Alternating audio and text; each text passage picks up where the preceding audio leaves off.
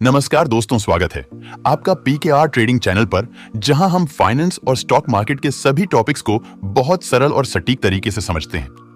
दोस्तों, हाल ही में मैंने इस चैनल पर एक पोस्ट अपलोड किया था जिसमें मैंने आप लोगों से पूछा था कि आप लोग अगली सीरीज किस टॉपिक पर चाहते हैं, स्टॉप लॉस हंटिंग पर या प्राइस एक्शन पर। तो इस पोस्ट में 2000 से भी ज्यादा लोगों ने वोटिंग की थी, जिसमें 67% वोट स्टॉप लॉस हंटिंग पर हुआ था और 37% वोट प्राइस एक्शन पर गया था। इससे हमें साफ साफ पता चल रहा है कि स्टॉप लॉस हंटिंग सीखने वाले ज्यादा हैं और प्राइस एक्शन सीखने वाले थोड़ा कम हैं। तो हमारी नई सीरीज जो है वो स्टॉप लॉस हंटिंग पर आज से शुरू हो रही है, लेकिन हम इस सीरीज में सिर्फ स्टॉप लॉस हंटिंग ही नहीं सीखेंगे, बल्कि हम इसके साथ में प्राइस एक्शन को भी आसान तरीके से डिस्कस करेंगे, ताकि आपको प्राइस एक्शन के साथ स्टॉप लॉस हंटिंग और ज्यादा अच्छे से समझ आए। यानी कि हम स्टॉप लॉस हंटिंग को प्राइस एक्शन के साथ इतना आसान तरीके से समझेंगे कि अगर कोई बिगिनर भी इस वीडियो को देखे तो उसे भी सब कुछ आसानी से समझ आ जाए। आज की इस वीडियो में हम स्टॉप लॉस हंटिंग को डिटेल से सिंप्लीफाई करेंगे। उसके बाद आने वाली वीडियोस में हम स्टॉप लॉस हंटिंग के अलग अलग टॉपिक्स को डिस्कस करेंगे। तो आप लोगों को इस सीरीज को अच्छे से समझते हुए देखना है, क्योंकि आपको इस सीरीज में भी बहुत कुछ एडवांस सीखने को मिलेगा। तो चलिए वीडियो को स्टार्ट करते हैं। आप वीडियो को एक लाइक कर लीजिए और अगर आप इस चैनल पर नए हैं तो चैनल को सब्सक्राइब जरूर कर लीजिए, ताकि स्टॉप लॉस हंटिंग सीरीज पर जो भी वीडियोस अपलोड हों आपको उसकी नोटिफिकेशन समय से मिलती रहे।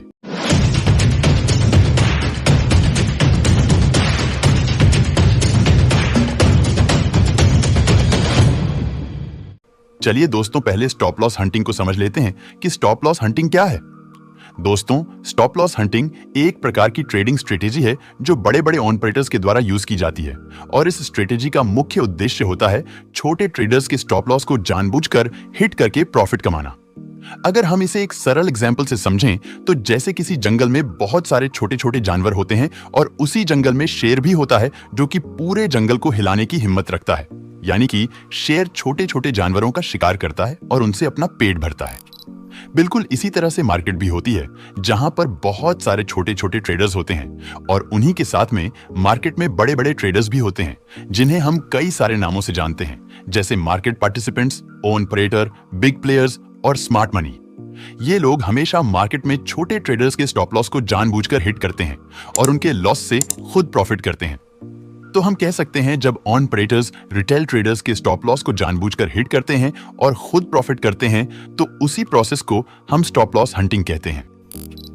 अब नेक्स्ट पॉइंट है कि ये जो बिग प्लेयर्स यानी कि इंस्टीट्यूशनल ट्रेडर्स होते हैं, ये स्टॉप लॉस को कैसे हंट करते हैं। दोस्तों, ये जो बिग प्लेयर्स होते हैं, ये दो तरीकों से रिटेलर्स के स्टॉप लॉस को हिट करते हैं। पहले तरीका यह है कि ये लोग देखते हैं, जैसे मान लीजिए यहाँ पे एक सपोर्ट लेवल है और जब प्राइस दोबारा से इस सपोर्ट लेवल पर आता है तो यहाँ पे बहुत सारे रिटेलर्स बाइंग करने लगते हैं, क्योंकि रिटेलर्स को यही पता होता है कि जब प्राइस अपने सपोर्ट लेवल पर आता है तो उन्हें वहां से बाइंग करनी चाहिए। तो यहाँ से बहुत सारे रिटेलर्स बाइंग कर लेते हैं और वे लोग अपना स्टॉप लॉस इस सपोर्ट लेवल के नीचे रख देते हैं।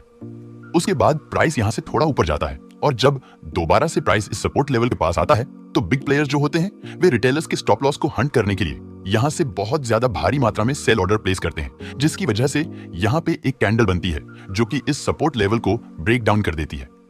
अब जैसे ही ये कैंडल इस सपोर्ट लेवल को ब्रेक करती है, यहाँ पे लाखों रिटेलर्स सोचने लगते हैं कि यहाँ पे ब्रेक डाउन हुआ है, अब प्राइस यहाँ से डाउन साइड जाएगा। यही सोचकर बहुत सारे रिटेलर्स यहाँ पे ब्रेक पर सेल करना शुरू कर देते हैं, जिसकी वजह से प्राइस में और ज्यादा सप्लाई बढ़ने लगती है और प्राइस यहाँ से डाउन साइड चला जाता है और जितने भी रिटेलर्स यहाँ से बाइंग किए हुए होते हैं उन सभी का स्टॉप लॉस हंट हो जाता है, यानी कि हिट हो जाता है और उन्हें लॉस हो जाता है। दूसरा तरीका है जिससे इंस्टीट्यूशनल ट्रेडर्स रिटेलर्स के स्टॉप लॉस को हंट करते हैं, वह यह है कि ये इंस्टीट्यूशनल ट्रेडर्स रिटेलर्स को एंट्री कराने के लिए पहले किसी रेजिस्टेंस या सपोर्ट लेवल का ब्रेकआउट या ब्रेकडाउन कराते हैं। जब उस ब्रेकआउट पर रिटेलर्स एंट्री बना लेते हैं तो बिग प्लेयर्स मार्केट को हमारे विपरीत ला देते हैं, जिससे हमारा स्टॉप लॉस हिट हो जाता है और हमें लॉस हो जाता है, यानी कि यह ब्रेकआउट फेल हो जाता है। इसी दो तरीके से इंस्टीट्यूशनल ट्रेडर्स रिटेलर्स के स्टॉप लॉस को हिट करते हैं। मुझे उम्मीद है कि आपको जो मैं बता रहा हूं वह अच्छे से समझ आ रहा है। दोस्तों, अगर सब कुछ अच्छे से समझ आ रहा है तो कृपया वीडियो को एक लाइक करके चैनल को सब्सक्राइब जरूर कर लीजिए, ताकि मुझे पता चल सके कि आपको वीडियो इंटरेस्टिंग लग रही है और बड़े खिलाड़ी मार्केट में कैसे कैसे रिटेलर्स को फंसाते हैं। अगर आप यह जानने के लिए इस चैनल की स्मार्ट मनी सीरीज की इस लिक्विडिटी इंड्यूसमेंट वाली वीडियो को जरूर देख लीजिएगा, आपको आगे इससे बहुत मदद मिलेगी। अब आइए जानते हैं कि ये बिग प्लेयर्स रिटेलर्स के स्टॉप लॉस को क्यों हिट करते हैं। दोस्तों, बिग प्लेयर्स द्वारा रिटेलर्स के स्टॉप लॉस को हिट करने का मुख्य कारण है टू जनरेट लिक्विडिटी। जैसा कि आपको बहुत अच्छे से पता है कि जब हम जैसे रिटेल ट्रेडर्स मार्केट में बाइंग या फिर सेलिंग के ऑन ऑर्डर प्लेस करते हैं तो हमारा ऑर्डर बहुत ही आसानी से फिल हो जाता है, क्योंकि हम बहुत कम क्वांटिटी में ट्रेड करते हैं। लेकिन जो इंस्टीट्यूशनल ट्रेडर्स यानी कि बिग प्लेयर्स होते हैं, वो बहुत हैवी क्वांटिटी में ट्रेड करते हैं, जिसकी वजह से वो हर जगह अपने ऑर्डर प्लेस नहीं कर सकते हैं, क्योंकि उनका ऑर्डर्स हर जगह पर फिल नहीं हो पाएगा। इसीलिए बिग प्लेयर्स एंट्री बनाने के लिए पहले लिक्विडिटी जनरेट करते हैं। लिक्विडिटी जनरेट करने के लिए ये फेक ब्रेकआउट या ब्रेकडाउन कराते हैं। अगर हम उदाहरण से समझें तो मान लीजिए कि यहां पर एक रेजिस्टेंस लेवल है और प्राइस इस रेजिस्टेंस लेवल के पास गया हुआ है। अब अगर बिग प्लेयर्स यहां से भारी मात्रा में सेल ऑन ऑर्डर प्लेस कर देंगे तो उनका इतना बड़ा ऑन ऑर्डर फिल नहीं होगा, क्योंकि इस रेजिस्टेंस पर सभी लोग सेल ही कर रहे होंगे और यहां पर बाइंग करने वाले बिल्कुल ना के बराबर होंगे।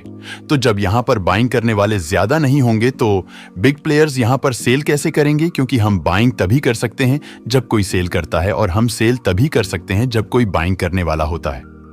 तो यहां पर बाइंग करने वाले बिल्कुल ना के बराबर हैं, तो बिग प्लेयर्स यहां पर अपना भारी मात्रा में सेल ऑन ऑर्डर प्लेस नहीं कर सकते हैं। इसलिए बिग प्लेयर्स यहां पर लिक्विडिटी जनरेट करने के लिए पहले यहां पर इस रेजिस्टेंस लेवल का ब्रेकआउट कराते हैं।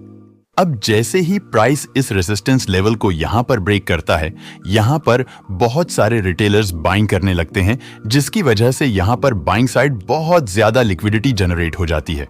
यानी कि अब बिग प्लेयर्स को यहां पर बहुत सारे बायर्स मिल जाते हैं।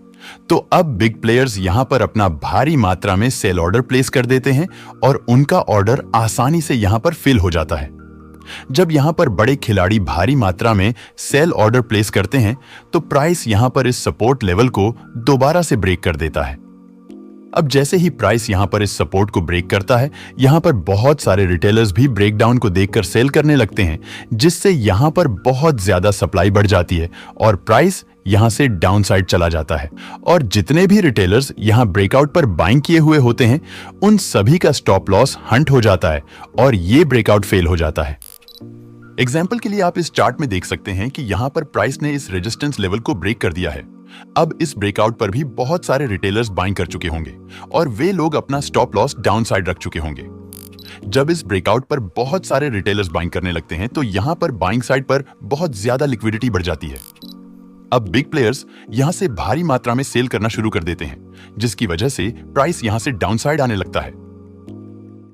जब यह वाली कैंडल इस सपोर्ट लेवल को ब्रेक कर देती है तो मैं यहां से अपने सेल साइड के ट्रेड में एंटर हो जाता हूं। उसके बाद मार्केट में क्या हुआ था देखिए।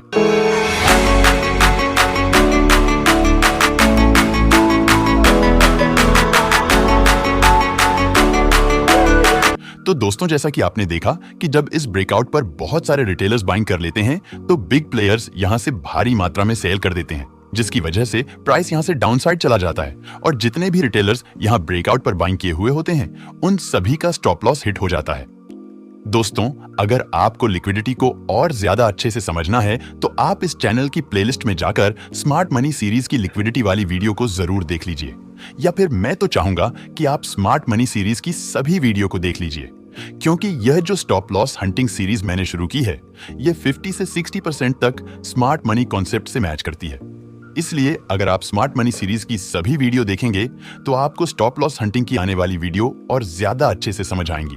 और दोस्तों, अगर आप इस स्टॉप लॉस हंटिंग की आने वाली सभी वीडियो को अच्छे से देखेंगे तो आप 90% रिटेलर से अलग हो जाएंगे और आप उनसे अलग सोचने लगेंगे।